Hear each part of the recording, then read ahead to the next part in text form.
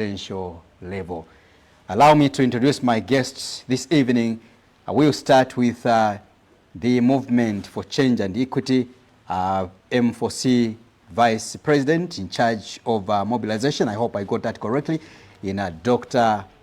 Kaluwa Simiemba. He joins me on set. Doc, welcome and good evening to you.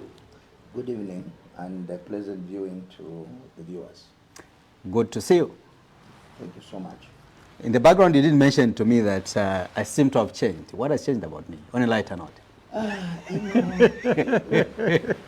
The last time we saw you had full blown hair, but I don't know if it's economic operation or maybe you've developed new airports that are evident of a takeoff.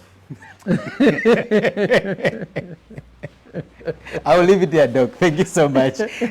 Let's invite I introduced you as the media guru because, we don't stop learning from you, Dr. Fred Membe.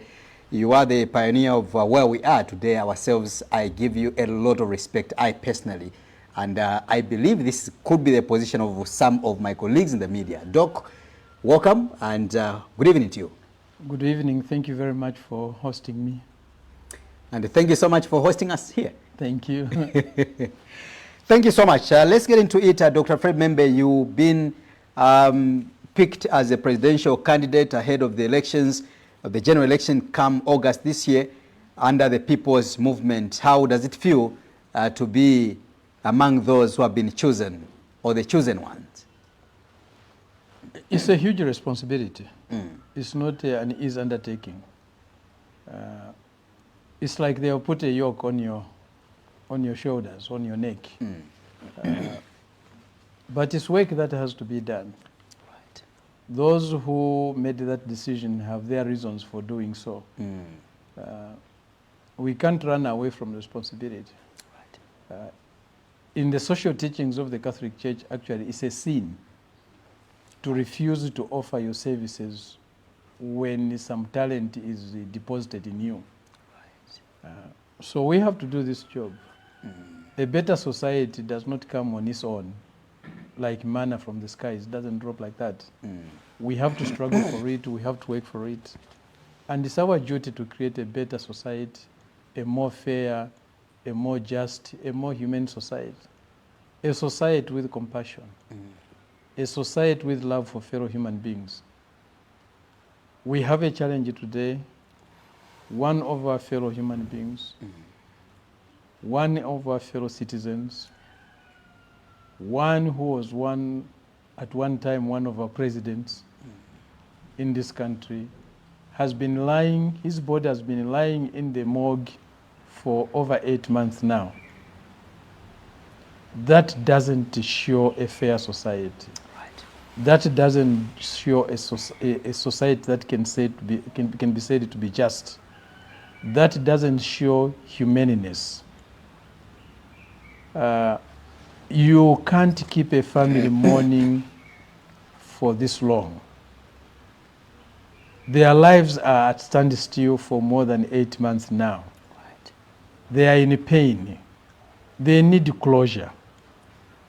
Ichitumbi chaba Edgar Lungu belongs to his family. Chabene. It belongs to his widow, Mkamfwil. It belongs to the children. It belongs to his relatives. Right. And lastly, to all of us, his friends and followers. But the first priority, the first responsibility, the first ownership lies with his family. Let's allow his family to have a closure to this issue. Let's show some fairness. Let's show some justice. Let's show some humaneness. Let's show some compassion. It's painful to have your husband, to have your father, to have your uncle, to have your brother, to have your nephew in the morgue for over 8 months. Over a claim that doesn't make sense. The claim of Mr. Hichilema over the body of Edgar does not make sense. Let the family bury the remains of Edgar in the manner they deem fit, in the manner they want. And let's give them support in that. Let's play a role that they want us to play. Let's accompany them in a way that they want us to accompany them. He was our president. Whether we agreed with him or not, he was the president of our republic. For 7 years, he led our country. He did some good things and probably also some bad things. But that's life. We are not led by angels. We are led by human beings with all the failings of human beings. Let's put a closure to this issue. I ask Mr. Hichilema, I plead with Mr. Hichilema, let Mr. Lungu's family bury their loved one. They loved him. You may not love him the same way they loved him. They loved him. Let them bury their man. Let them bury their father. Let them bury the husband, the uncle. Give them the support that they deserve, but it should not be on your terms. And Mr. Hichilema, you can't have it your way all the time. On everything you have to win. For you, everything is a competition that you have to win. Even burial of a fellow citizen should be a competition for you that you have to win. This is not Bill 7 which you had to win by Mingalato. No, there can't be a Mingalato over the burial of Edgar. It's a painful thing. Let them have a closure. On that appeal, Doc, as you appeal to President Hakainde Hichilema, do you also believe on a dignified burial as the state is demanding? Dignified burial of Mr. Lungu is by his family. Anybody who is buried by prisoners, who is buried by strangers, there's no dignity. That's why wherever you die, they will have to find your relatives wherever they may be and hand over the body to them for you to be buried. When you are not buried by your relatives, when you are not buried by your children, your wife, there's no dignity in that. Even Christ in his grave, his mother had to go there. The mother had to go there. Dignity is brought by family. That's the first relationship that God has given us. And the most important relationship God has given us, that of family. Yes, there's a bigger family. But the nucleus family, the family of your children, of your wife, of your nephews, of your nieces, of your uncles, of your brothers and sisters is more important than any other relationship. Our relationship as citizens of this country with Mr. Lungu is secondary. The primary relationship is with his family. That's where the dignity comes from. If we support them in their wish, then Mr. Lungu will be buried with maximum dignity. Right, let's get into it. For those that have just joined us, remember you are watching us on DSTV channel 279, GoTV channel 7, and Topsa Decoder channel 102. I have Dr. Simiemba, of course, also joining Dr. Fred Membe, coming from the Socialist Party, and together they are under the People's Pact movement. Doc, you are among the political parties that have decided to come together. And after so many cries coming from the people of Zambia and looking at the time, people say, look, time is gone. We need to see direction. Which leader is going to lead us? You came together and decided to endorse President Dr. Fred Membe here as your flag bearer. Take us through. The question is, you have your own political party, among others. Why did you pick on Comrade President Dr. Fred Nembe as your flag bearer. Thank you very much. May I just say, may the soul of Edgar Chagwa Lungu rest in eternal peace. And indeed, a closure is something that is cherished by every well-meaning Zambian. Maybe only Hichilema and the UPND don't want that. Having said that, the Zambian people have been yearning for a united opposition front. Looking at the various and enhanced Mingalato of the UPND under Hakainde Hichilema, doctor plus doctor plus doctor plus, he's got I think 5-10 PhDs now. Maybe one of them is coming from somewhere, but this Mingalato thing has worried Zambians. In a normal democracy, we shouldn't even be sitting here. It is every political party gets to the Zambian people, puts its manifesto, and they choose the best. But for Zambians to consistently demand for a united opposition, there is something terribly grave in the UPND under Mr. Hakainde Hichilema, or in Mr. Hakainde Hichilema himself. Having said that, we have been assembled, and I want to make this very, very clear to the Zambian people. Right. This is not an alliance. This is an ensemble.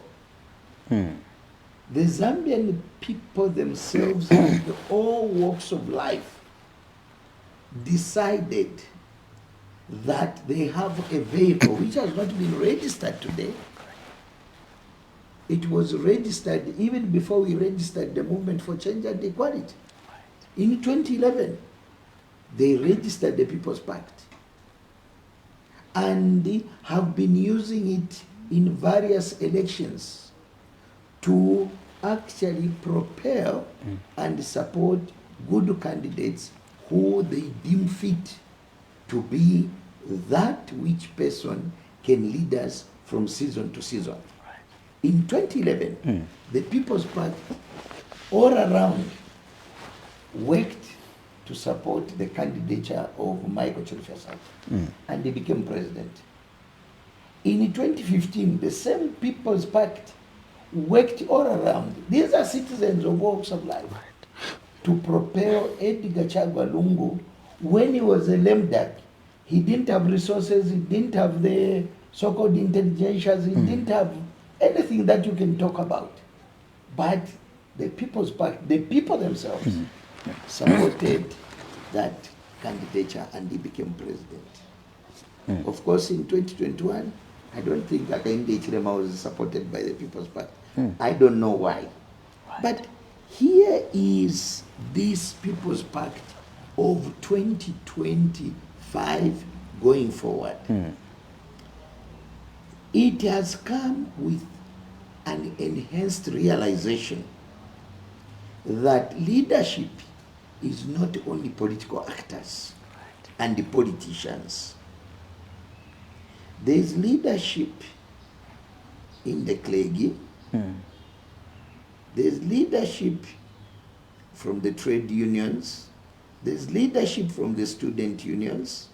There's leadership from the corporates. These people who do business. There's leadership from the farmers.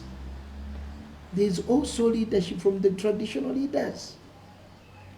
All these and the other forms of leadership are part and parcel of this country called the Republic of Zambia. And all this leadership you talk about, with the exclusion of political leadership you call politicians, is excluded from the governance of this country. So you have very few people monopolizing the leading of Zambia and providing what you call a governance posture. It's this realization, especially from older people in society, which have said, no, I think we're missing it somewhere.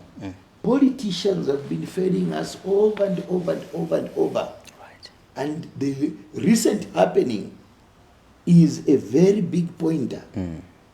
The leading opposition and the biggest opposition political party in the opposition, called the Patriotic Front, their behavior in Parliament over Bill 7 was a very big eye-opener. Secondly, the cluster in a by-election in Kasama of all the Patriotic Front except one, all the Patriotic Front plus the MP of Kasama Central, the councillors in the mayoral election, they all drifted from their political party to come and support The ruling party. the ruling party. That level of betrayal from political actors has worried the vast majority of the Zambians. And hence, the resetting of the People's Pact. The dynamics have changed. So, it calls for a new thinking on how this People's Pact is going to function. To choose a leader and also to support and propel that leadership into government. Right. The optics now are that it's not just choosing a flag bearer, Right. it's choosing a true servant. In their own assessment, a true servant must be chosen. In their own assessment, a true servant must be tuamulongelesha, batulongelesha. Yeah, I'm going. Fish balatulongelesha. The people of Zambia are challenging this and that we need solution and resolution on this and that. When you're in government, these are the things to concentrate on, not anything else or beyond this. This is very, very important. So the People's Pact is more or less now reset as a covenant with the people of Zambia. Right. Dr. Fred Membe has not chosen me. Right. Simuyemba has not chosen Dr. Fred Membe. We didn't sit to come into the People's Pact. I, for one, I didn't even know about it. I came to learn about it a few weeks ago. I was invited.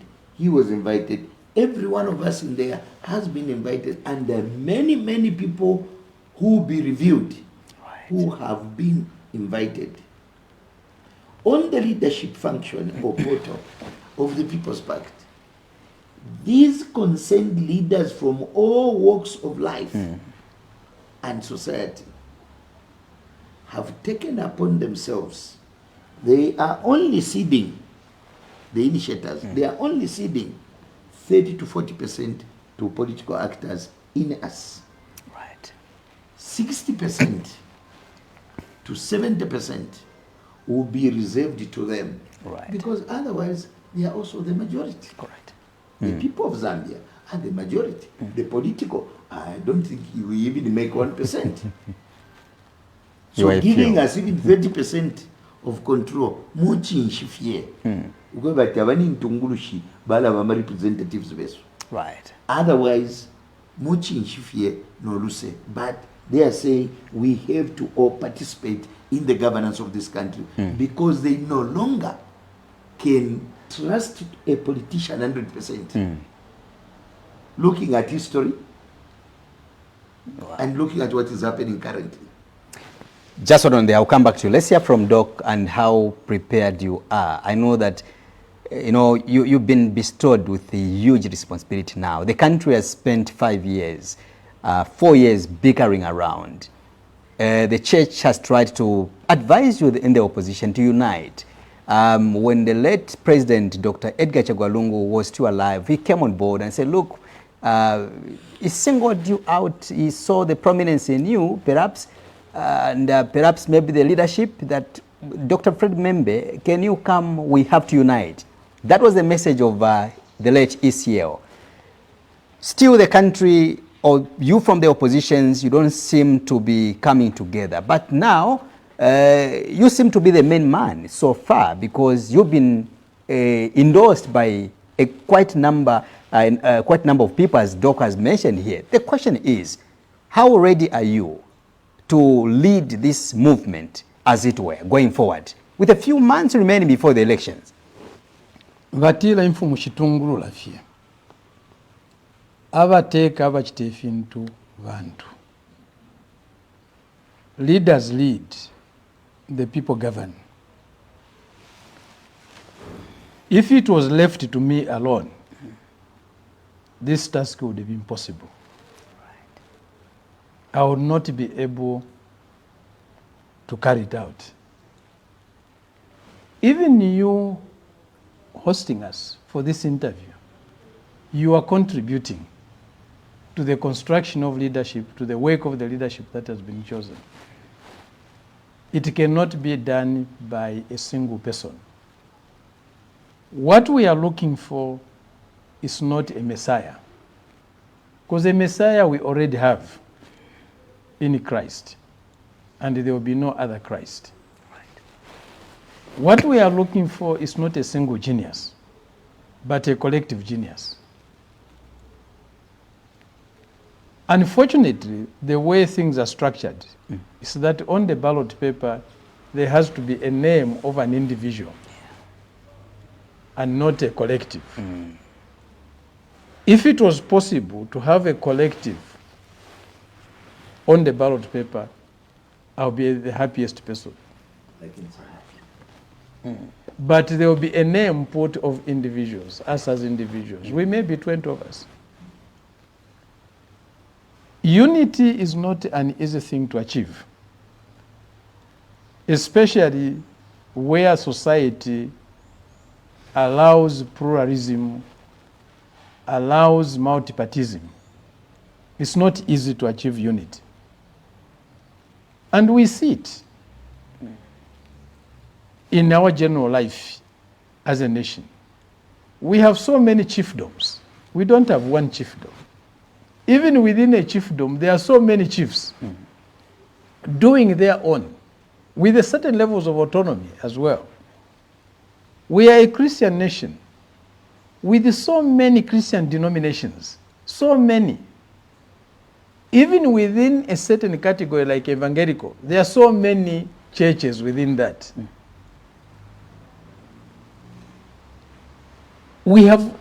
Can you unite them? Yes, even in the mother bodies, we have more than one mother body. The trade unions, we have a proliferation of trade unions. We in the Socialist Party are a workers' party. And we would like to see much more unity in the trade unions.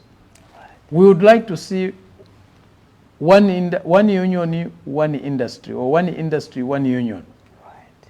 We would like to see one confederation. But today we have, I don't know if it's 3 or 4 confederations. In the education sector, we have so many unions. Quite a lot. In the mining sector, we used to have MOS only. Today we have so many. I was on the Copper Belt this past week. We met some trade union leaders from the mining industry.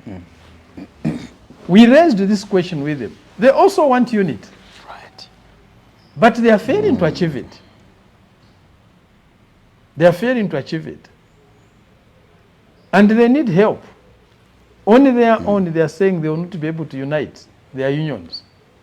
And the lack of unity in the unions in the mining sector is really affecting the workers. Today, if you look at KSM employees, they are all working for contractors on a 3-month contract, because the contractors also have got 3 months renewable contracts. So they can't give you longer contracts than their own contracts. So these people the conditions of service have been becoming poorer and poorer and poorer. They don't have even gratuity because they don't go over 12 months in terms of contract. The salaries are so low. The skilled workers are getting about 4,300. The unskilled workers are getting 2,800. The conditions that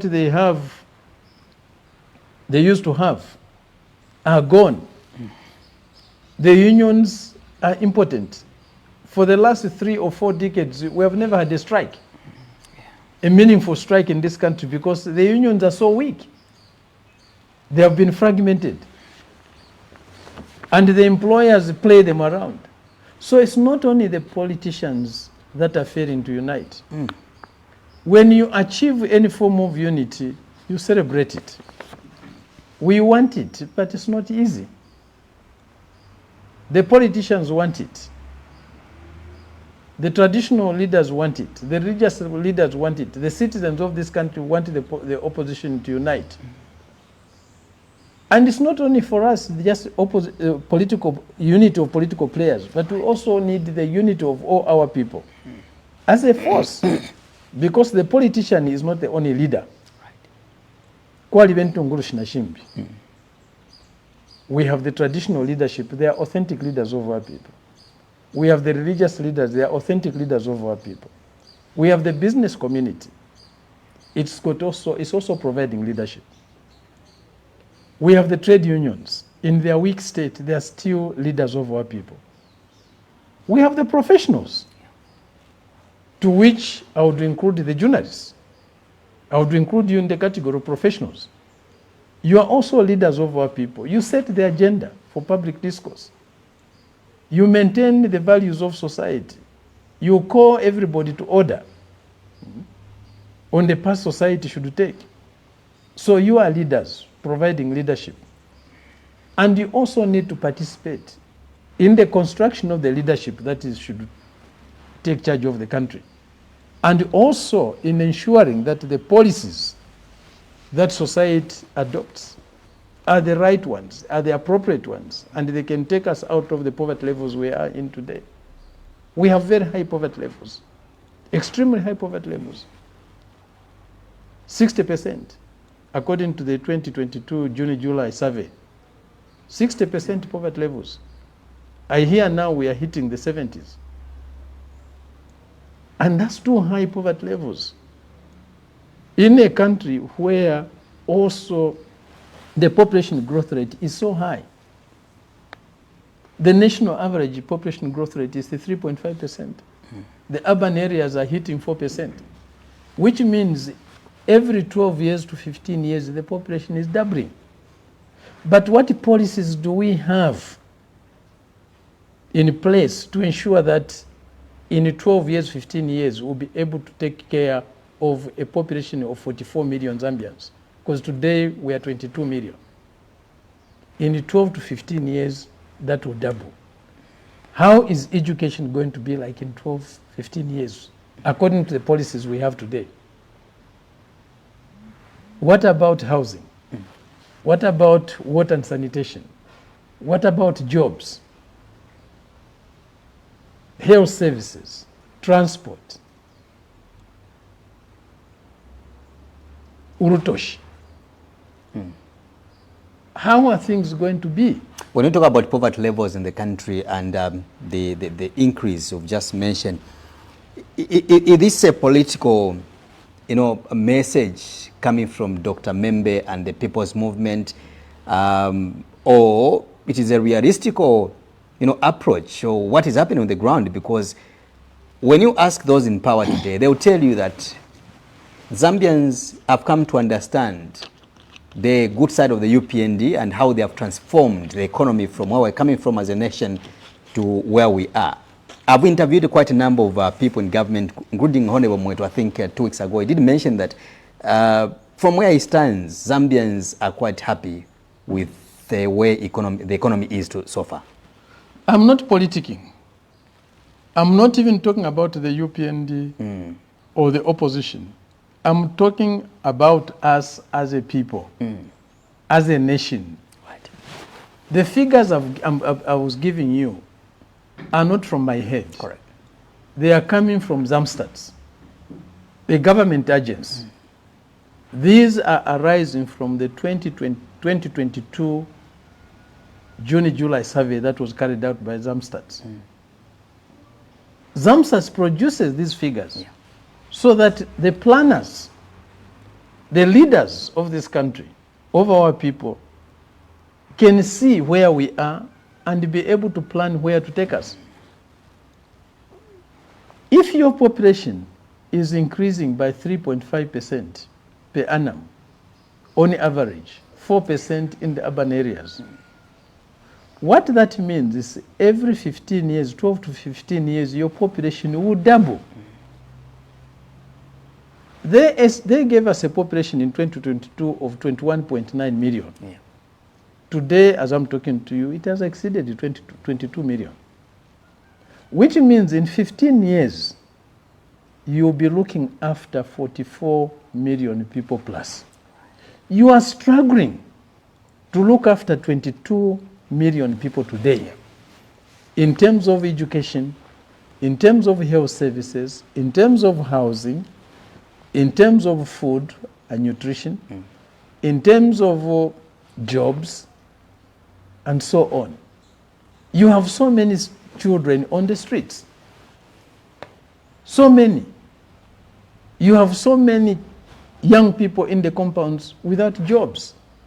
They are leaving school, they are leaving college, they are leaving university to find no jobs for them waiting.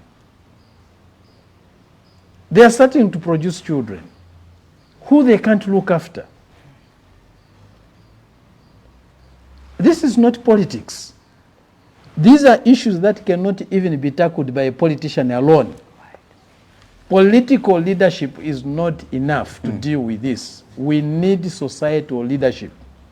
We need a leadership that includes all our leaders.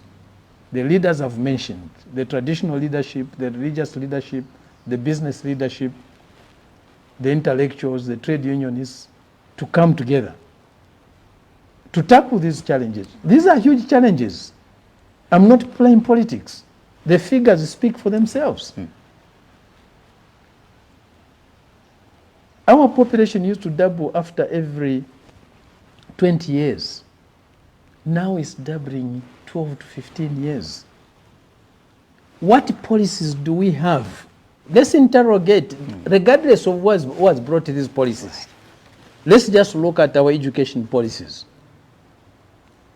Are they adequate today? They are inadequate. They are not providing us with the education that we need in terms of quality and quantity. What about the health services? And so on. What I'm saying, if we are failing to meet the demands, the needs of today, with a population of 22 million, what policies do we have in place to be able to meet the demands, the requirements, the needs of a doubled population in 12, 15 years' time? This is not cheap politics. And you don't need to be a politician to be concerned about these issues. But we are saying to overcome these issues, it's not enough just to change a government. Mwafunyapo kateko olipo n'ekipani kyakwe mwesabikapo na ombi mwakonkanyapo okuchita fimofine. Ichilefu aikwa tekuchinja fe ekipani kireeteka nakateeka kuchinja emitekere. Nga tatuchinjisha emitekere takuleko tuleya. And ukuchinja emitekere, it requires the participation of all our people's leaders. People participate through their leaders. You need to bring all these other leaders to share in the governance of the country. We have been ruled by politicians for 61 years now. And we are where we are because of the political leadership that we have had, because of the way we have led society. We are lucky. God has given us all that we need to survive and prosper. But ila lesa tapera kuminwa palamika fie, lesa nat palamika fionse. He has given us good rains, plenty water, We have 40% of the water in the SADC region. He has given us good soils. He has given us minerals on top of that. But we are still not able to use what God has given us to live better. Our relatives, our friends in the Arab world, who he gave nothing but deserts, and he put some oil under that sand, they are able to live better from the oil he has given them. In fact, when you put it on the scale, he has given us more than probably he has given the Europeans, he has given the Asians, and so on. But here we are at the bottom in terms of poverty. What should we do? Hold on there, Doc. I'll come back to you. Dr. Simiamba, what should we do? I think when you listen to Doc offloading all these problems we have in our country, but not only problems, he also flips the coin or the script. He also begins to provide solutions, the possible solutions, what we can do to become a country which could be admired by the European nations out there. He talks about the minerals, he talks about the waters, he talks about the agricultural, atmosphere we have in our country. As a people's movement, or rather People's Pact movement, are you the final solution to all these problems? And how can we transform as a nation once and for all? Doc says, look, it's not about changing from the IP political party, if at all there's one. It's not about changing from Socialist Party political party or the UPND political party and then you usher in your political party. But it's about how do we govern ourselves going forward. 60 years or 61 years after independence, we are still here as a nation. As People's Pact movement, what should we do? Thank you very much. Very, very loaded question. I think what you've heard is a very firm realization of truth. We are of this realization that leadership in the past has put us, political leadership for that matter, has put us where we are. Now is a time to kuchinjemi tekele. Right. Kuchinjemi tekele, as the president is saying here, is where you espouse one, truthfulness, inclusiveness, Right. and you bring all these forms of leadership which is existent in our country. And let us work together. And this working together must be structured. So it's not mob psychology. It becomes structured, Right. such that you are talking about certain endpoints and how to reach the endpoints. So the resolution is that we in the People's Pact come with this, that every single person in this country matters. Every single leader matters. Not only political leader. We are emphasizing on that because that has been the missing link. If you ask the clergy, they've got their own challenges. You ask them how the church and the ministry, by the way, a Christian nation, how it can be enhanced, how they can deal with the challenges, they'll give you solutions. If you come to the farmers, you engage the leadership in the farming communities, they'll be able to tell you how these challenges can be overcome. You come to the trade unions, the labor movement, they'll tell you exactly how these challenges can be overcome, and so forth and so forth.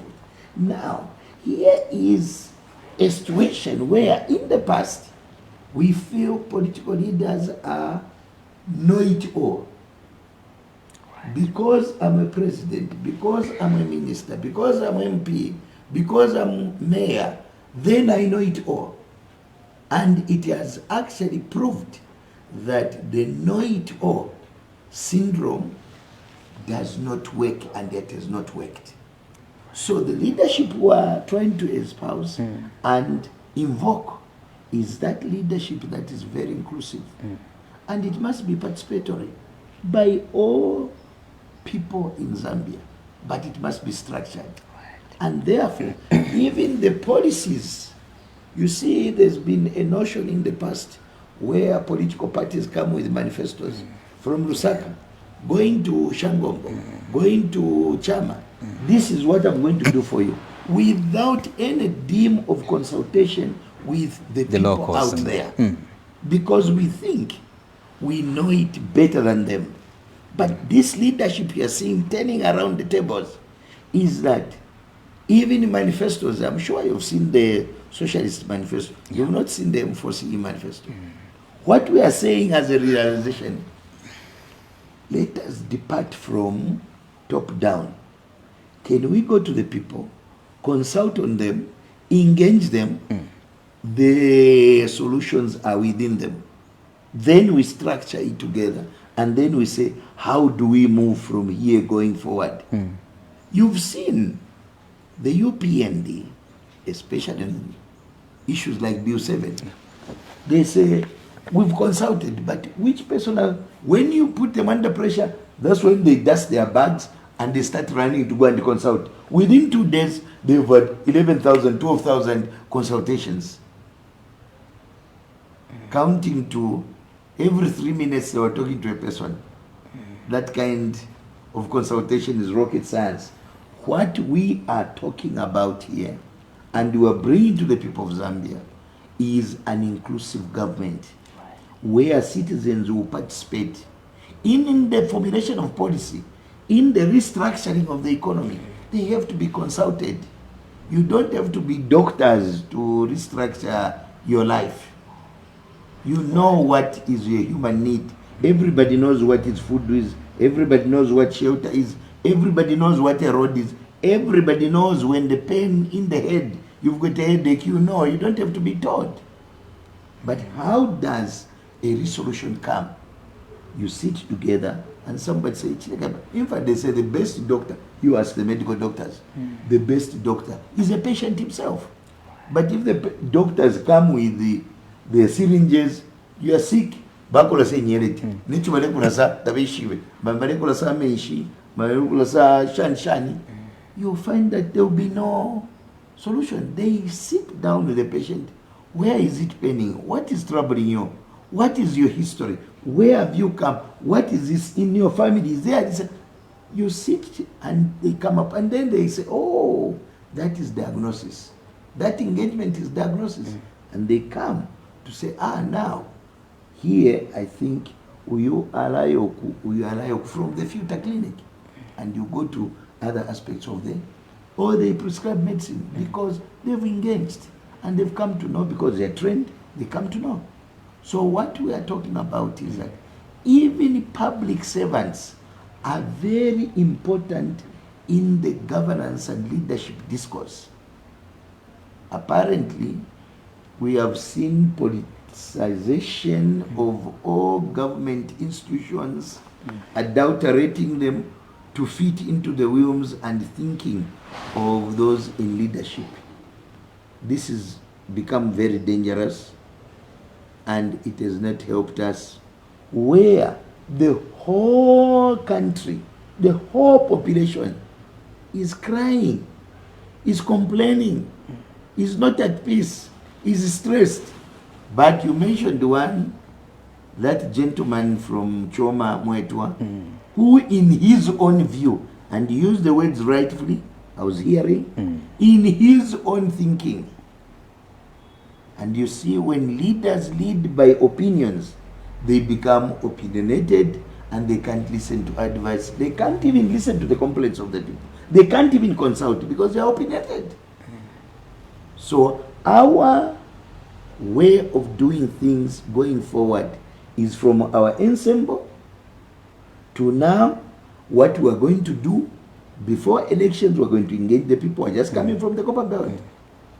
Doctor here, President is saying that we engage the miners. Why is this engagement important? Because we know we don't know it. We have to ask, and the people will tell us. Ask and you shall be given. This sounds like simple words, but they are very big concepts, and they are very useful concepts in the way you govern. Servant leadership, you always ask, engage, consult, and you're told. So our way of doing things is that we're going to engage everybody. And when you say everybody, we mean everybody. Because some people have been playing rhetoric to say, no one shall be left behind. That's not what it is. That's not what we're saying. We have to engage everybody. But it must be structured. Right. It must be structured. Let's hear from the People's Pact presidential candidate, Dr. Fred Membe.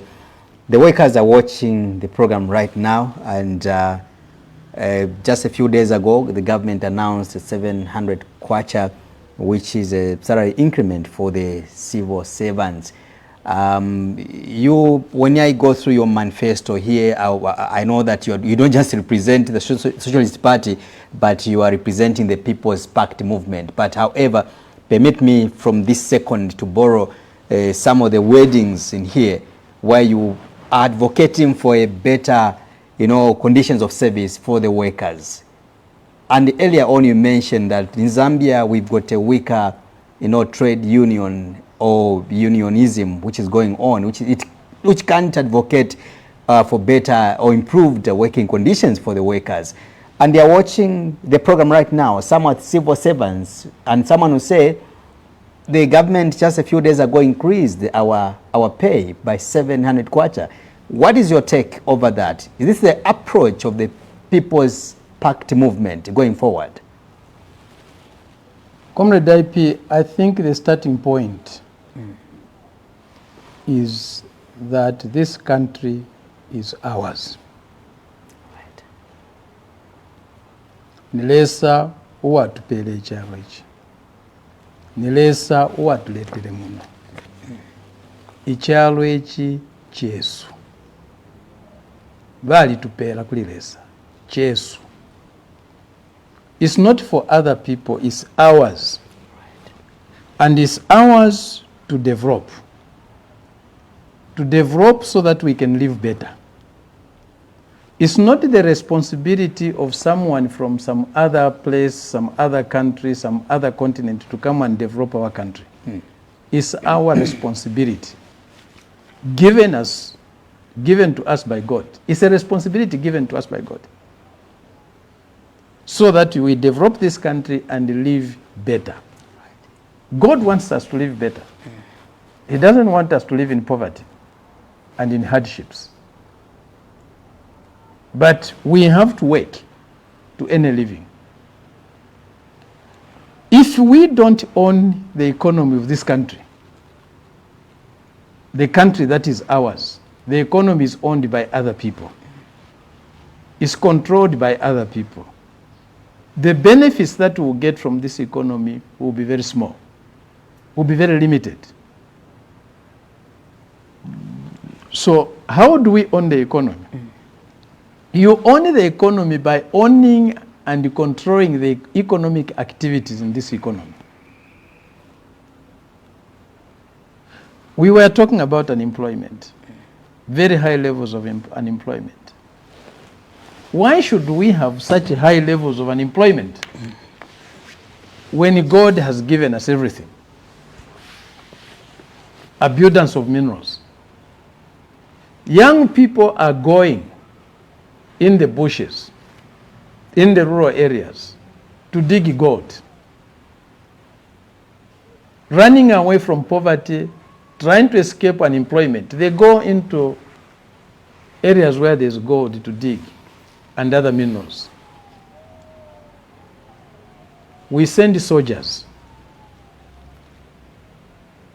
special forces, commandos, to go and exterminate them, to go and fumigate them. Some are back. They are back from these areas, sitting in the compounds, in the villages, doing nothing.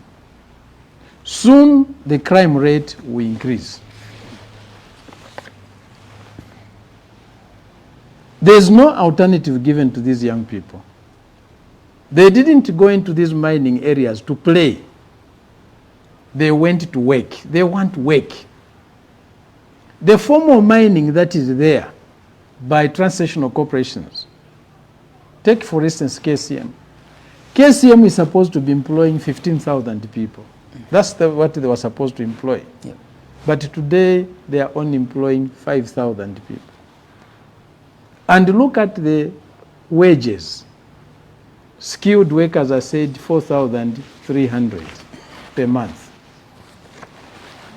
Unskilled 2,800. Mining is not easy.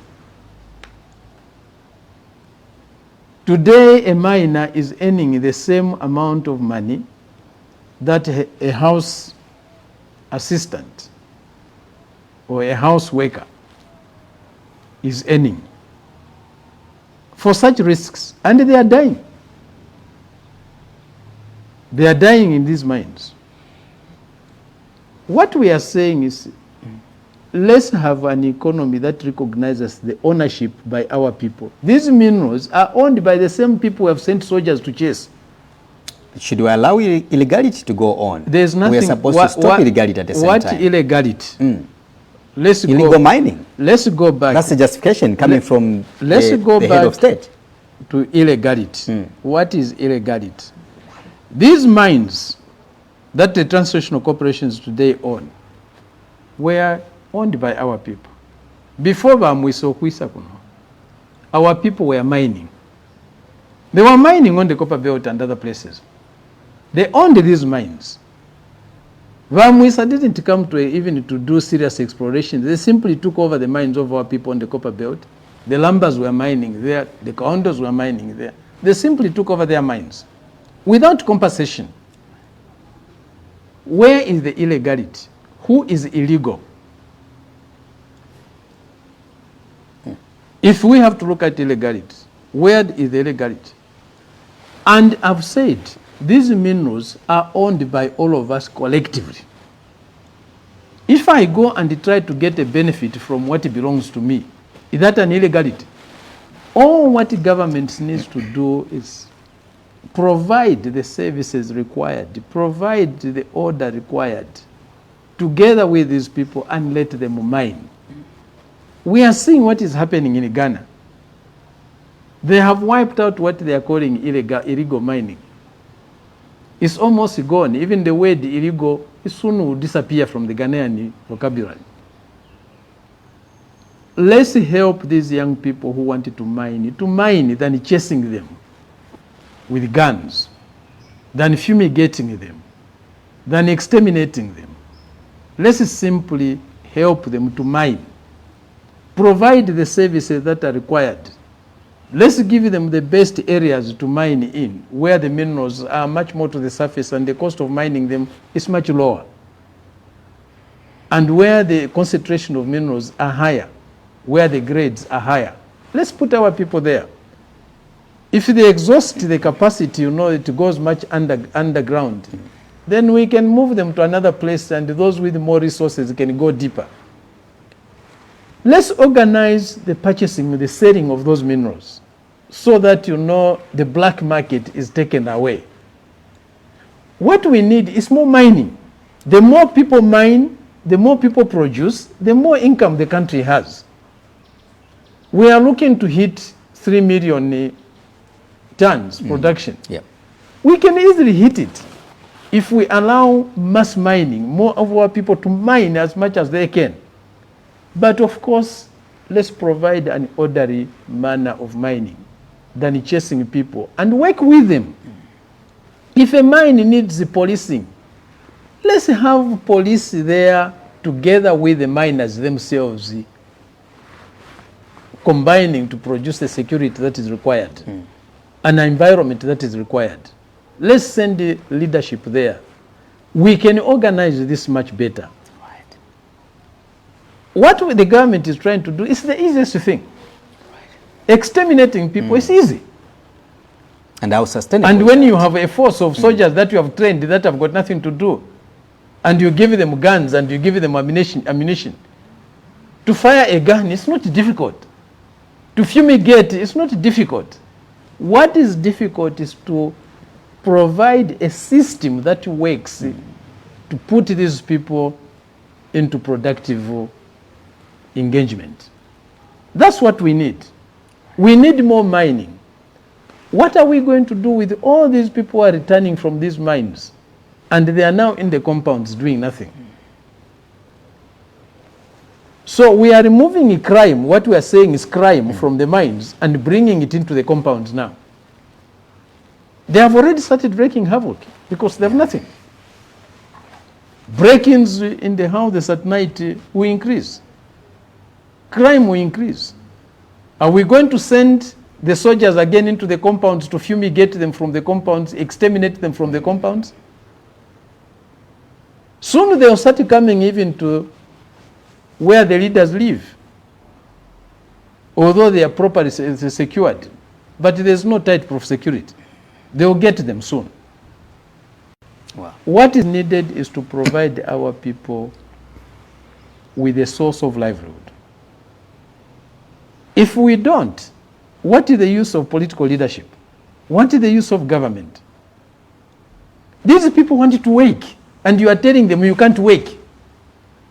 They want to produce minerals. You are telling them you can't. Instead of finding a way to help them produce in an orderly, effective, and efficient manner. Even when they send these soldiers, soon the soldiers will engage in these illegalities of mining. We have seen it where ZNS was stationed there. Even the policemen who were in these areas, some of them are very rich today. Was that legal? The wealth they have acquired, the money they have acquired, is it legal, illegal? Our preoccupation should not be the issue of legality, illegality, and so on. Our preoccupation is to ensure that, our people earn a living in the most efficient way, in the most effective way, in the most orderly way. And that can be done. Sending soldiers to exterminate them, to fumigate them, is not the most efficient, is not the most effective, is not the most orderly way. Right. Giving our people 700 kwacha salary increment were IP today in this economy, and you are beating your chests, we have given them a huge salary increment. What is 700 kwacha? What can you do with 700 kwacha today? Let's not praise ourselves on little things. Our people are facing serious challenges. Let's address these issues in a serious way, not in a cosmetic way, not in a way to boast about this and that. Yes, politicians like to beat their own drums. But what is 700 kwacha? Even if the same people who say they have given 700 kwacha and it's a lot, they were given 700 kwacha today, what can they do with it?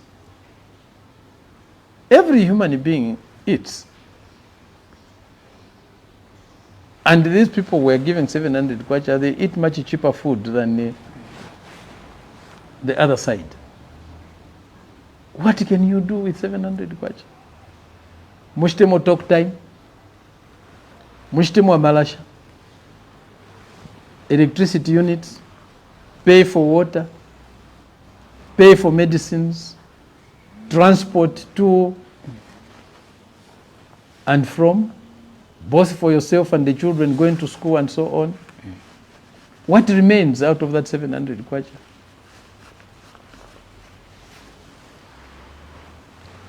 I'm not criticizing the increment, but let's look at ways of sorting out problems in a much more impacting way. The impact of the 700 kwacha is so small. And the prices are not reducing, they are increasing. Yeah. They are increasing. Even Saraula is going up. What you could buy from 700 kwacha today, sometime back, you used to maybe double or triple that. So it doesn't make sense. I was about to get there, but allow me to shift the question to Dr. Simiemba here. The same question the voters are watching, and there is, you know, a voter who feels hopeless right now. There is a civil servant right now who can't speak because by nature, some of them, they can't speak. And here is Dr. Simiemba, who has been in politics for quite longer. You've got experience. You have seen how some politicians perhaps have duped Zambians or the voters out there. And someone feels like, I can't vote. You come in as a People's Pact movement, a movement which wants to partner with that civil servant out there. My question to you is, how can we ensure that we begin to graduate, we begin to fulfill these promises? He talks about, Dr. Comrade Membe, he talks about, you know, illegal mining and how we can curb this so-called illegal mining phrase and get rid of it. I'll give an example of also of the current president. He's on record. When he was in the opposition, sitting on the side where you are right now, we interviewed HH. Just like the way I'm interviewing you and Dr. Comrade Membe there. He said, look, comrades, when we come in ourselves, there will be no illegal or person to be called an illegal miner, because we shall give them capital, number one. We shall go further to give them licenses, number two. But not only that, we will make sure that those people you are calling illegal miners, we will give them mining equipment, safety. But all those things have not been fulfilled. If something has been fulfilled, then maybe a few of them have been fulfilled. But where illegal mining is concerned, the UPND is still struggling. What is the issue? Maybe before Dr. Simiemba comes yes, in, Doc. There's a point that I just left out on the 700s salary increment. Today, the civil servant who has been given a 700 kwacha salary increment is in a debt trap. The great majority of our civil servants are in a debt trap. When you are trapped, it means you can't come out on your own. That's what a trap is. When you are trapped, it's very difficult to wriggle your way out of the trap. Somebody has to untrap you. Somebody has to get you out of the trap. Today, the great majority of our public workers, our civil servants, are getting negative salaries. They are going home with 200 kwacha, 300 kwacha, which is not enough even for one bag of 25 kg meal. Right. And the people who have trapped them, it's the leaders of this country who own these financial institutions that lend money to our people. From the wage bill, right, deducted at the point of pay, running very easy businesses. From the payroll, these workers will not be able to get out of the debt trap. Even if you give them 700 kwacha, it's not getting them out of the debt trap. The same way we talk about the debt trap of the country, it's the same way we should talk about the debt trap of these public workers especially. And other workers outside the public sector. They're in a debt trap. It's wreaking havoc. They are not crying about it, they are not talking about it, they are suffering silently. But it's killing families. People are committing suicide, those who are weak, over the debt trap. They are killing themselves. They are taking their lives. People are getting into depression and dying of depression over the debt trap. People have hypertension as a result of the stress from the debt trap. Their sugar levels are rising from the debt trap. This debt trap is killing our people. Our leaders are not talking about it because they own the businesses. They are shareholders in these institutions, the major ones. belong to them. They are the ones lending our workers money.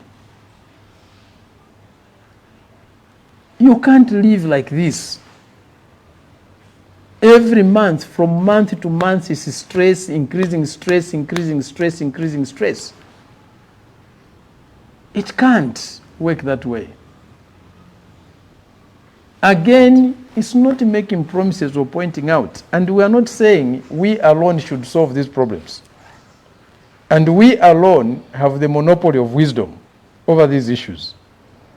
But these are issues that cannot be left like this because they are killing people. We can't let people die like this. We can't let people be ruined like this. Lives are being ruined. Depression kills. Leaders should care about the plight of their people. Leaders should be pained by the stress or the distress of the people they lead. Leaders should care. If we don't have the solution as political leaders on our own, let's bring others. Let's bring other leaders. Let's bring the trade union leaders. Let's bring these civil servants or public workers and sit down with them. Let's bring the religious leaders also to help us. Let's bring the intellectual leaders also to help us solve these problems. I don't need to have solutions to each one of these problems on my own in my head. And that's why we need a collective leadership with others. I'm not claiming the monopoly of wisdom over these issues. But a good leader needs to understand what people are going through and should spend his or her time trying to find solutions to these issues. Can solutions be found to these issues? Certainly. These issues were created by us, human beings. They are not ordained on us by God. And since we created these problems, we have the capacity or the ability to solve them. And we must solve them. Right. Why are we not solving them? Partly it's greedy.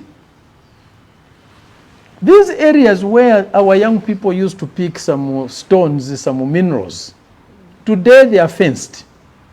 And who is doing that work? Who is running those businesses? The same people who lead us today.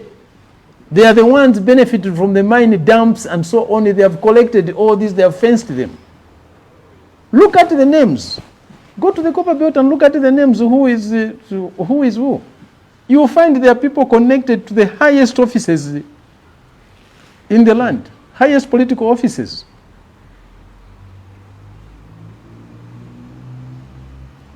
Why should they get this business that our people, a lot of young people used to share on the copper belt? And they have been living like that for the last 30 years, 40 years doing that. And you come and take away all that. As if it's the only business you have, but yet they have got so many other businesses that they are running. They can't leave these small businesses for others. They have to take everything. I could mention names, but I don't want to malign anybody. I don't want to appear petty. These are big issues.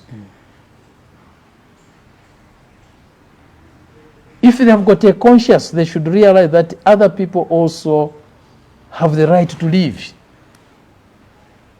have the right to earn a living. God did not put one person here and give him or her dominion over everything. This country belongs to all of us. And if it's not good for all of us, it won't be good for any of us. Eventually. That's what we are saying. These are not promises we are making. We are saying let's find solutions to this. Do we have ideas on how to solve them? Yes, we have. But that's not the most important thing. The most important thing is how collectively we deal with this problem. It's not our individual solution that really matter. What matters is our collective wisdom over these issues, our collective efforts over these issues. I will come back to you. Let's hear from Dr. Simiemba. My question still stands with you.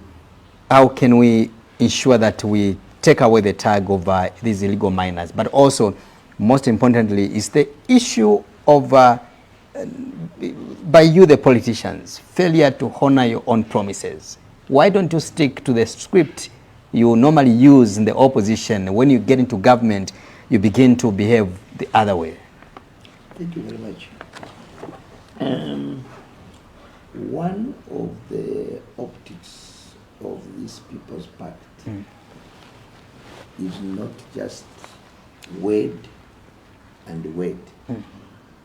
We've actually sat down together with the other stakeholders to actually come up with a charter to govern us before the elections of 2026, after the elections, and the first 5 years of the governance of the People's Pact movement. Right. Why have we taken time to do this? Because of the concerns we are raising, and partly what President Membe has said in big volume. Right.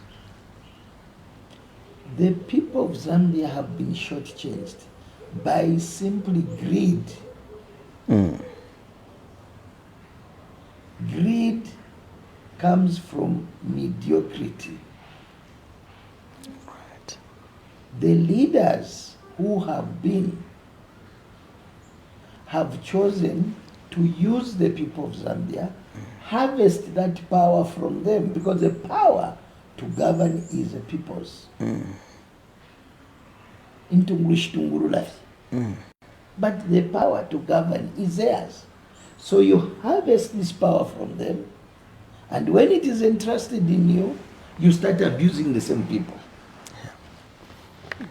So the change we are trying to bring is to change how this power is used. And it will be very important, comrade, that you look at what we've agreed upon initially. Right. Which is also subject to further refining. Amendment. Right. Why so? Because when I talk about restructuring, this is the beginning of restructuring. It begins with the actors. Right.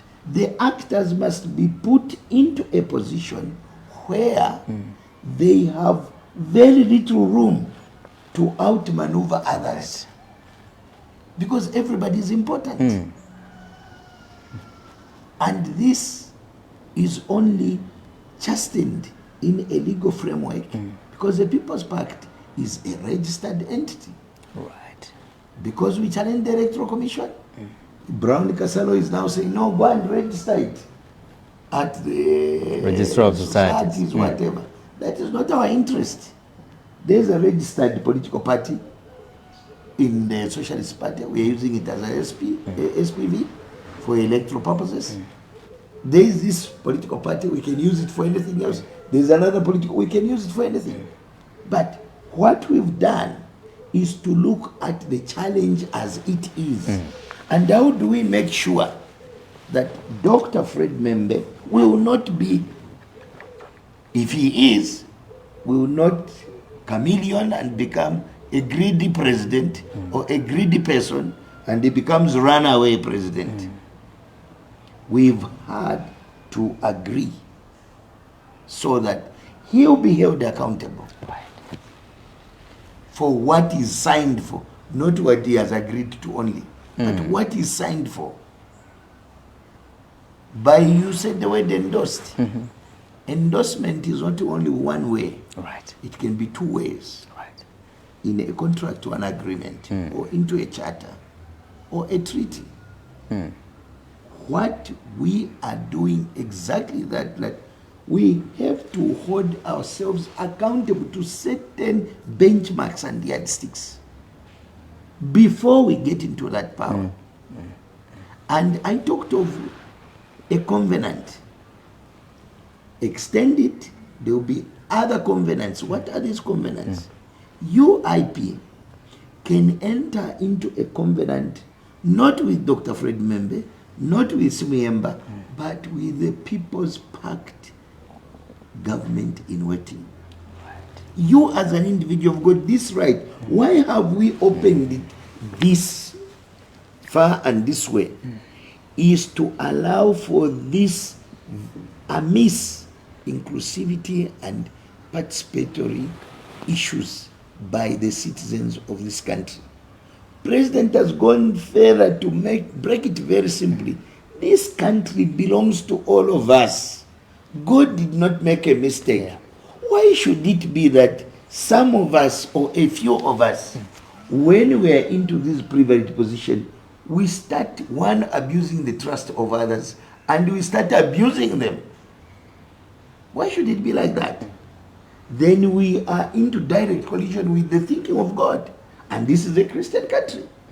So why don't we reset just a little bit to say, no, I think this power must be used and administered like this, so that it becomes effective in the way we provision for our people. By they themselves having a bite and a say. It's very, very important. You see, we can go into individual examples. There are so many. But the starting point, or the fundamentals, you may wish to call it, is that people must participate. And it must be intentionally structured with minimum ambiguity, that this is what we want and this is where we want to go. And we set those, and we start evolving on the policy, laws, what. Government is governed by laws. So even the laws must be reset to speak to this, what we're speaking about. Because you can't just make laws from nowhere, policies from nowhere. The participation, the emotions, the thing that people want must be put in black and white. We've already started that. We've done that. You need to look at these charters and you see that we are first holding ourselves accountable. Right. And then we have to be accountable to the people who we go to harvest power from. So really, the missing link has been not the resources, not the leadership, but those political actors who come to be in these privileged positions. That has been the missing link. If you come to mining, have a special session where we come and ask us. We'll give you our proposals, our thinking. Not that is apex wisdom, but we will put a proposal to the Zambian people. This is how we think. You come to agriculture, say this is how we think. Come to energy, this is how we think. Come to education, come to health.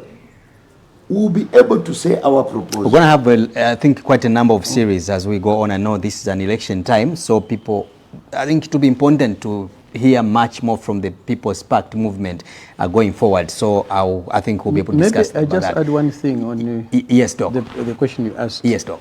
Churchine, our people have been lied to for a long time. Vave Pwapafula. Our people have been betrayed for a long time by their leaders. And this must come to an end. Right. And that's why we are saying, take kuchinja fechi panichire teka nakateka olipo. Kuchinje mitekere. Ngata tuchinjishe mitekere, our people will be lied to again and again and again.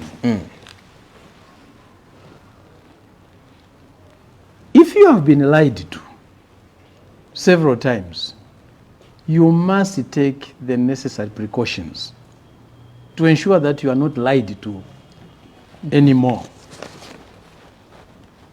Comrade IP, you're a journalist. You should ask the People's Pact, what is in it for me as a journalist? Or as a group of us as journalists, what is in it in the People's Pact government? Dr. Simuyemba will tell you A, B, C, D. You say, no, that's not enough. We also want E, F, G, and so on. Correct. If they say yes, you say, okay, let's sit down and have an agreement. You put all those things and agree. You support the People's Pact on that condition. That's a charter that has been signed by the People's Pact with the journalists,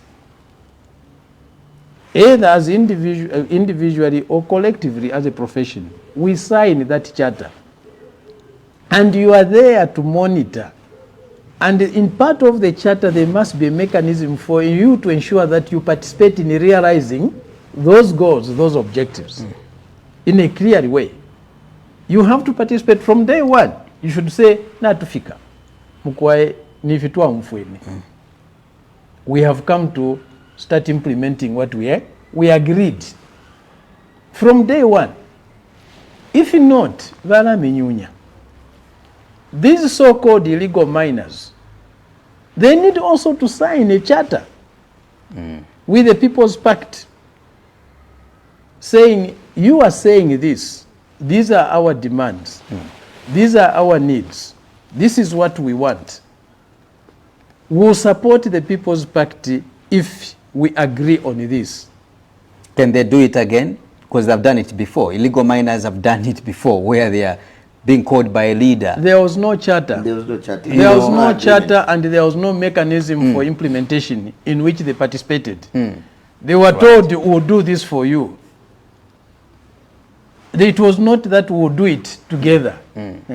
It can't be for the miners without the miners. It has to be for the miners with the miners. It has to be for the journalist with the journalist. If anybody just tells you that it will be for you minus you, it's highly unlikely it will happen. There has to be a marriage. And a marriage is coming together, working together. You can't have a marriage where there's no interface. Where somebody will just be doing things for you. What you have today, the little things you have today, fintu mwachulira mwevene, tuntu mwachulira mwevene, tuntu mwaichitira mwevene, tuntu mwaifoera mwevene. Tapaliwa mipirapo na mchimo. Even what they say that they have given you this, they have given you that, when you analyze it critically, it comes from you. It's yours. They are trying to give you what is yours and pretend they have given you. Why can't you be there where what is yours is being managed, is being dispensed? And that's why we are saying we want a government in which our people can participate. And the people participate through their leaders. Your own leaders, you've got your own leaders in your profession. Participate through your leaders where it's not possible to participate directly. Where it's possible to participate directly, participate directly. Not waiting that people will do this for you, they will do that for you. They don't do it. If you wait, probably even Dr. Simuyemba will not do it. Fred Member will not do it. And that's why we are saying there has to be a change in approach, in a change in implementation, in a change in realization of what we've agreed. It's not promises. It's an agreement. We are not promising you. We are agreeing to work together to achieve certain things for you, with you. Is it going to be easy? No, it's not going to be easy. But if we fail, we'll fail together. It will not be us who have failed to deliver. It will be collectively who have failed to achieve what we had set ourselves to achieve. In that way, you won't accuse me that I lied to you. I don't want to get out as a liar. I don't want to carry that tag for the rest of my life. I don't have much life to live. to correct all those things. The years remaining are few. I don't want to go to my grave having lied to the Zambian people, having lied to certain groups of Zambians, having lied to certain Zambian individuals. We have to take care in what we agree also. That's why we'll discuss. It's not just putting a shopping list, no, we discuss. You are saying this should be done. What about this? What about that? In the end, we agree on what is achievable, what is tenable, what is realistic in our circumstances. If there are obstacles, we come together and say, hey, there's this obstacle that we never foresaw. How do we deal with it? We agree again on how to deal with something that we never foresaw. Right. But there has to be some honesty. But again, let's not be taken for a ride cheaply. Where individuals say, if you vote for me, nkamipere ifi, nkamichire ifi, nkamiretere ifi, ifi takafikirisha.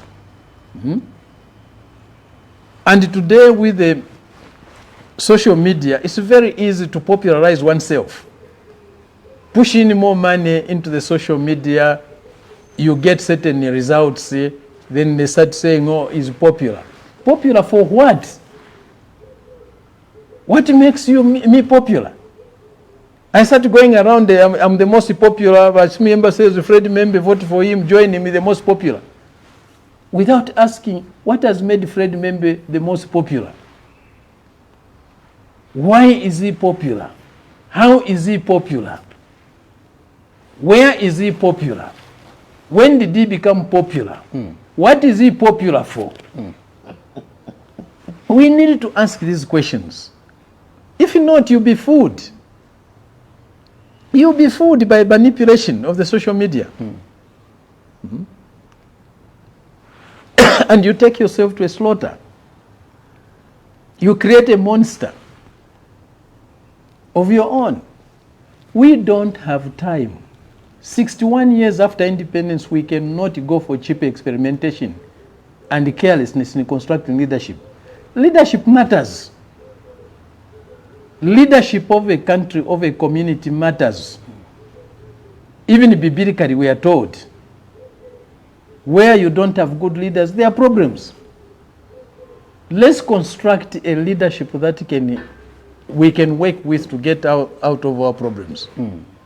So let's pay attention to the construction of the leadership. Let's get it right this time. We can't afford to get it wrong. Right. Let's not go for cheap populism. Let's not go for cheap sloganeering. We have done that before, but look where we are. Chimwela. Yes, let's not go for Chimwela. Let's be realistic. This is more than 61 years after independence. We can't behave like, it's a first year of independence. We have to face the problems squarely now. Let's not use our emotions, let's use our hearts. If we don't understand, let's go and pray and seek guidance from God so that we make the right decisions. Let's not behave like people who are drunk or who have smoked. Let's be realistic, let's be sober. This is not a time for experimentation. This is not a casino. Let's not choose leadership like we're in a casino, gambling. No. It's not kadabra, no. And just to add one small thing on that. Yes, Doc. Yeah. You see, if a lot of charters are signed, a lot of them, imagine we've got yours, he's got his, the farmers have got theirs, lawyers have got, all these civil servants have got, trade unions have got, the church have got.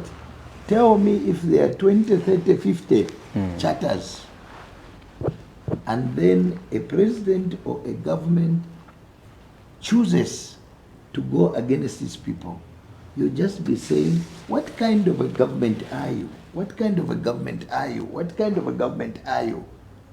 Do you need to even debate? You don't need to.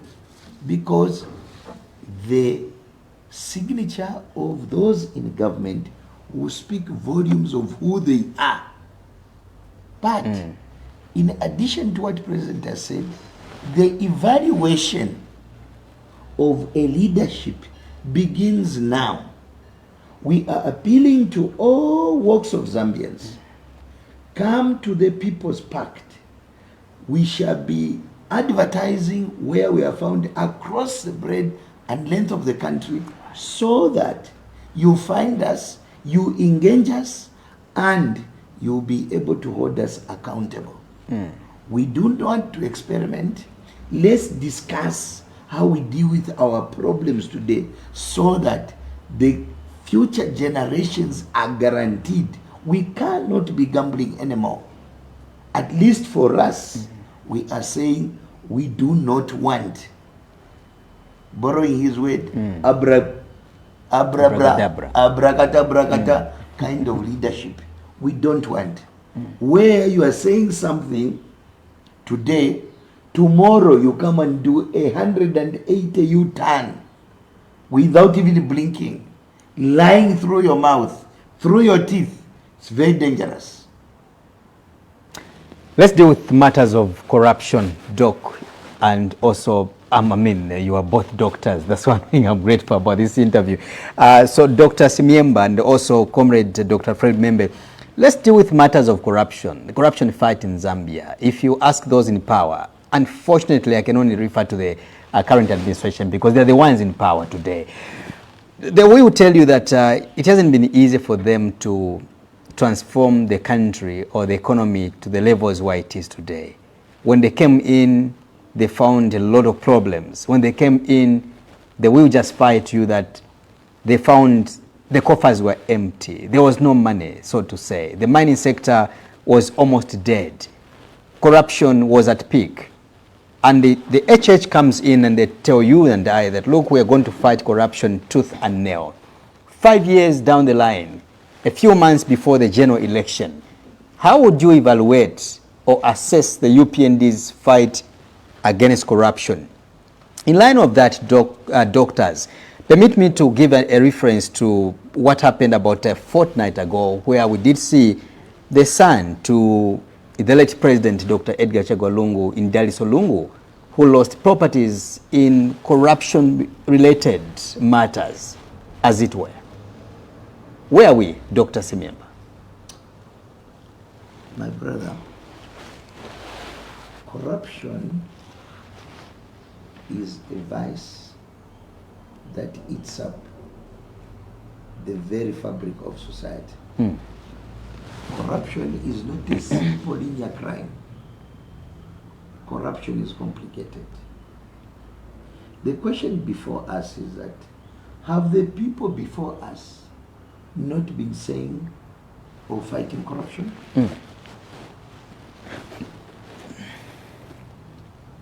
We'll go back to what we've been insisting on, because if we go in church's arrangement of saying they've done this, they've not done this, the Zambian people are there to judge. The fight of corruption is a societal challenge. It cannot be fought by one person. What we've seen in the MMD, in the UPND, is nothing but lawfare. Lawfare in the sense that they are using the law to fix their friends, saying that these are corrupt. Meanwhile, they are also corrupt.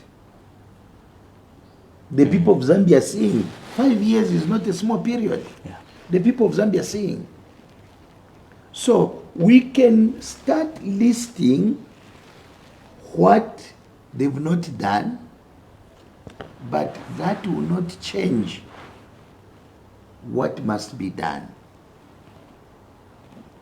For us, the fight against corruption begins from the way you set the governance parameters. If people participate, everybody's getting a cake from the nation treasury and assets and resources. Who is going to corrupt who? I'll give you a very simple example.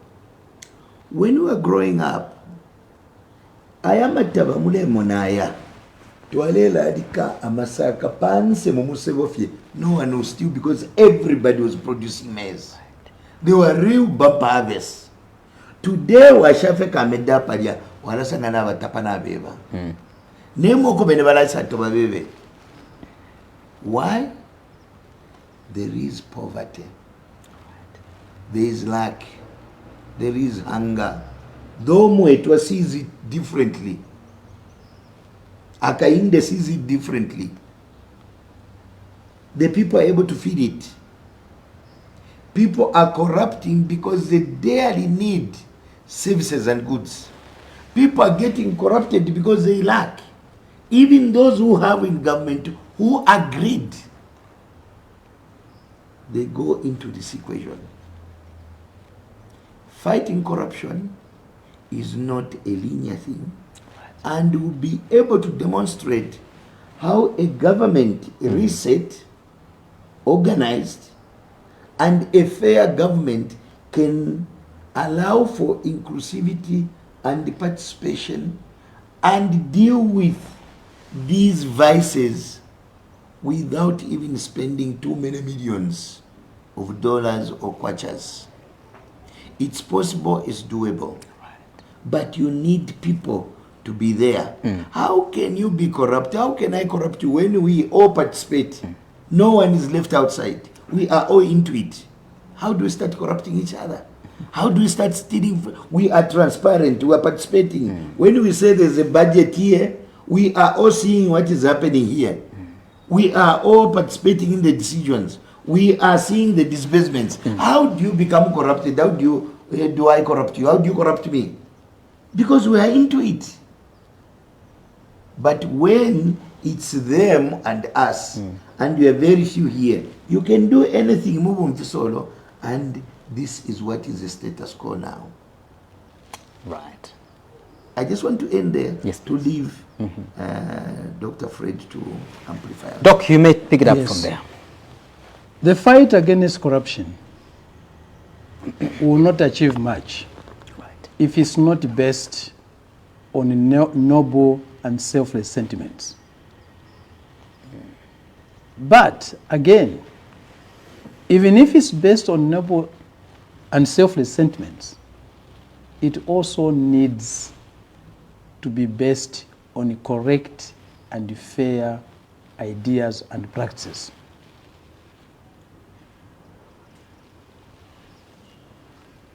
If someone says, or I stand up and say, what I have today, what you have arrested me for, was given to me by Comrade IP, by Innocent Piri, Evan Perefi. For you to grab that from me, you need also to prove that Innocent Piri, one, either did not give me what I purport to have been given by him. Two, what he gave me was not his. It was stolen. Then you can take it away.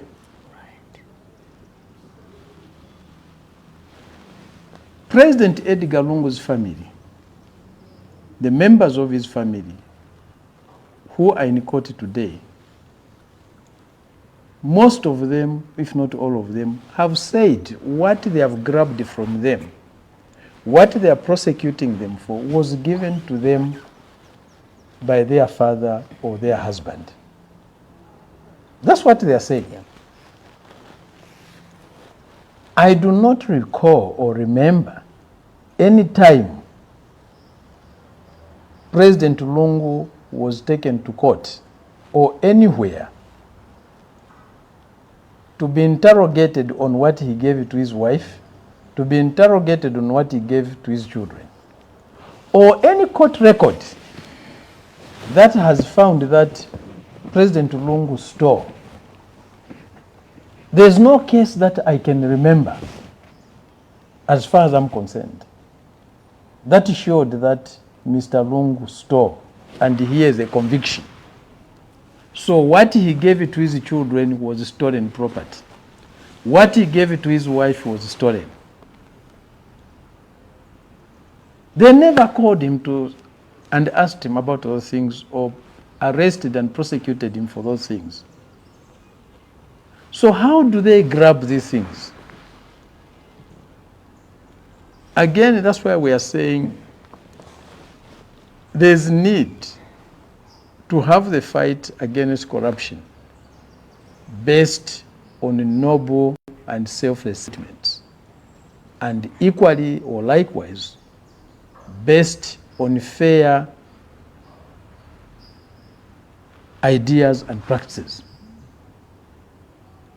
Can what has happened be said to be noble and selfless?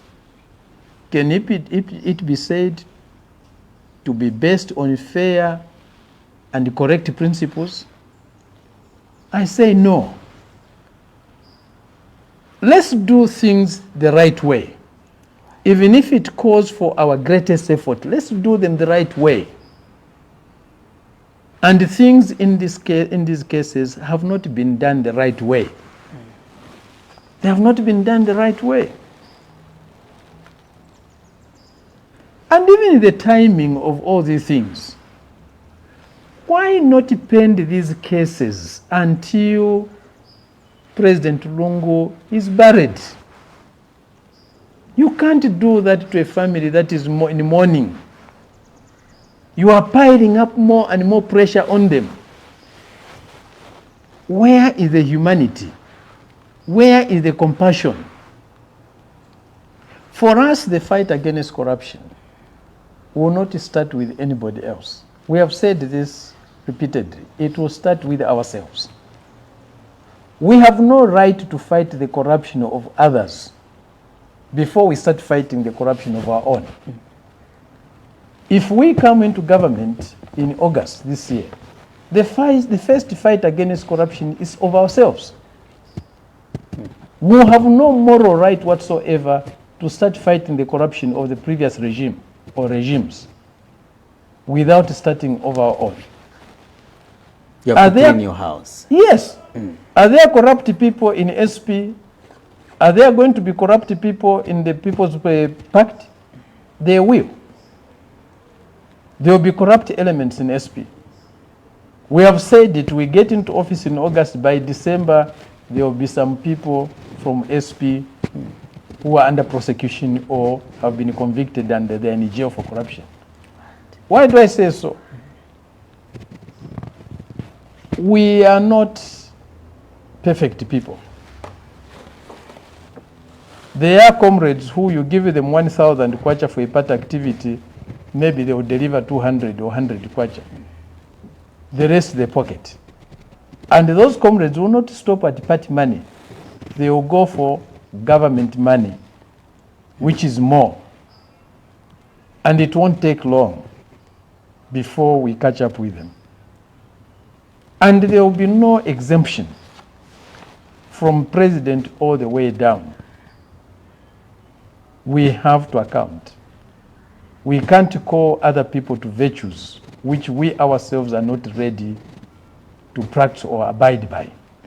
We can't.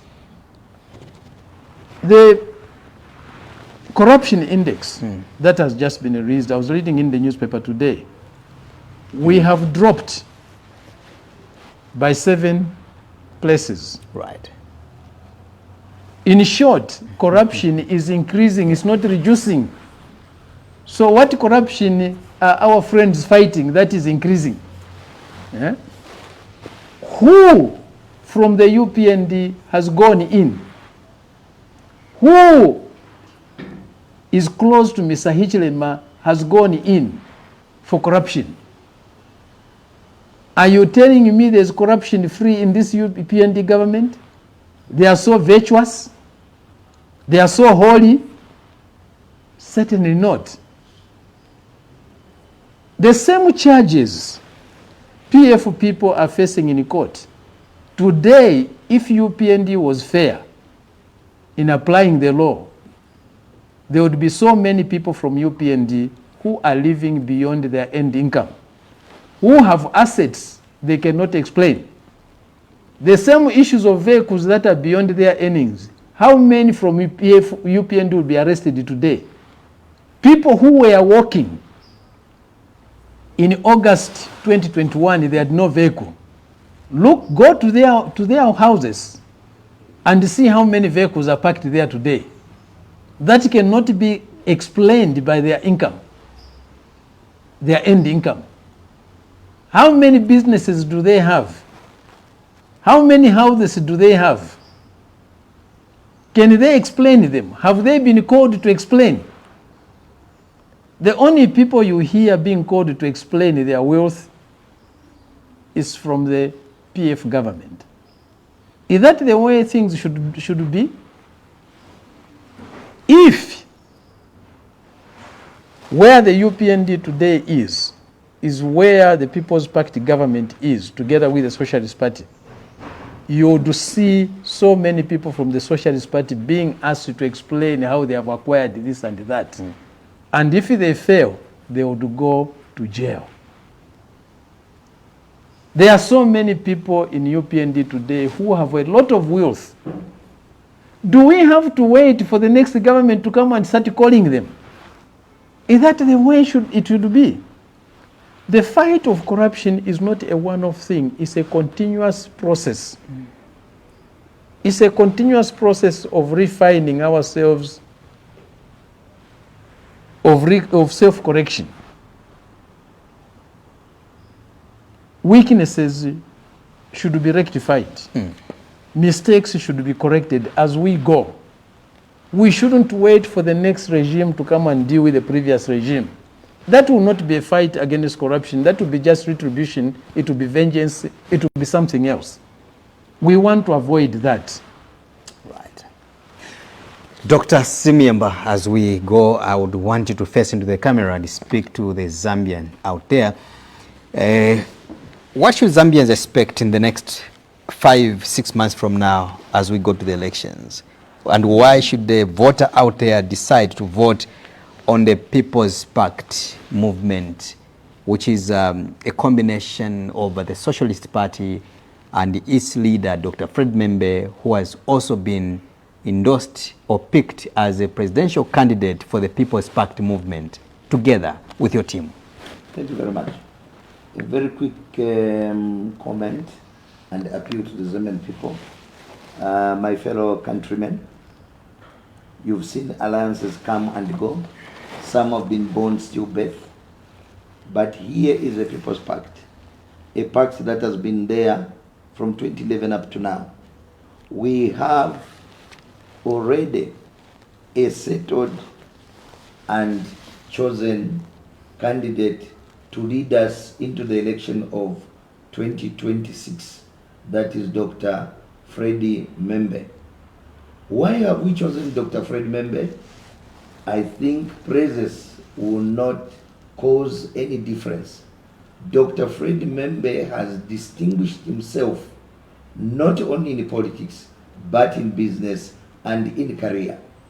I urge all of you to interrogate us collectively who are working with Dr. Fred Membe, and those people are going to join us that will do as we are talking, will do as people expect us.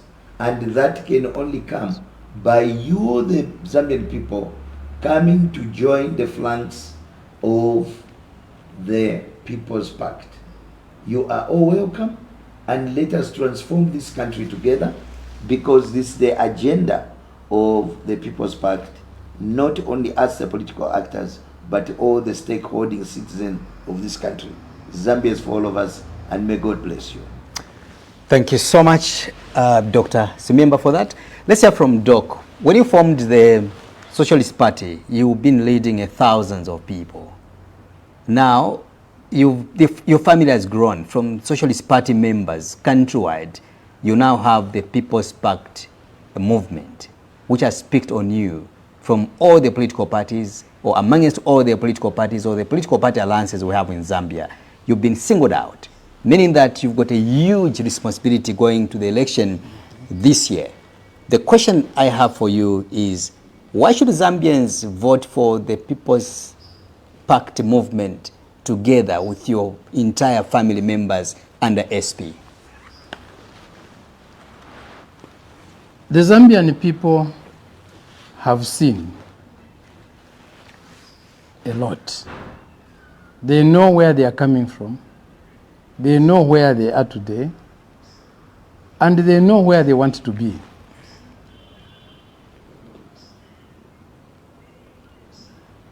Each mission, each objective, each assignment to succeed, to be achieved, requires the right type of people to lead it. Even a family requires good leadership to prosper, to succeed, to be a good family. A country is not an exception. You, the Zambian people, know the track record of almost all your leaders who have been put up to lead you. You know some of them, how they exercised power when they had it, or certain responsibilities when they were entrusted to do so. It is up to you. You also have a responsibility just as much as we have. We on our own cannot deliver the Zambia you want. Firstly, we cannot make ourselves the leaders that the country needs. It's you to make us the leaders that the country needs. It's you to choose the leadership of our country. The leadership you choose will determine where you will be tomorrow, without exception. Choose the leadership that is courageous, that is brave, that is honest, that cares, that has got a bit of wisdom, or that is wise. It gets dark sometimes, but the morning comes. Every night has got its morning. Buleela, but no kuchabulacha. Let's not lose hope because of the challenges we face today. I know some of you are not having it easy. You go to bed, under the cover of the blanket, you cry because of the burdens that you have. Let's not break down. Let's pick ourselves up and soldier on. With faith and with a program or a plan, we will succeed. We will overcome the challenges we face. There will be no mountain we will fail to climb. There's no river we will fail to cross. Thank you. Thank you so much. It's been an interview with the two doctors. Comrade Membe, thank you so much. Thank you. Thank you very much. Great.